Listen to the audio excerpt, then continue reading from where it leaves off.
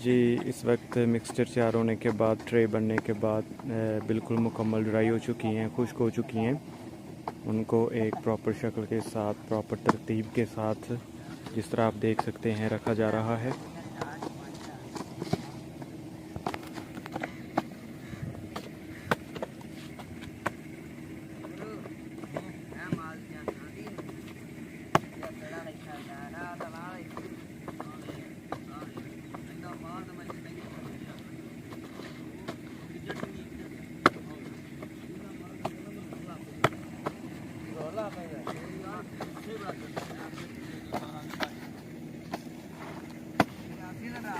वो सारी सारी खुश्क ट्रे हो चुकी हैं, मुकम्मल तौर पर खुश्क हो चुकी हैं बनने के बाद।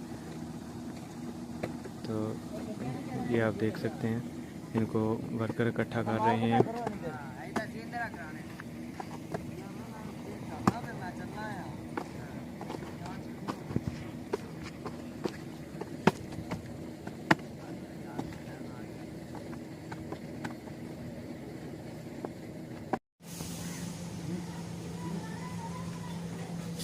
जी इस वक्त ये अंडों वाली ट्रे बिल्कुल तैयार है, एक दाम में इकट्ठी करके उन्होंने रखी हुई है।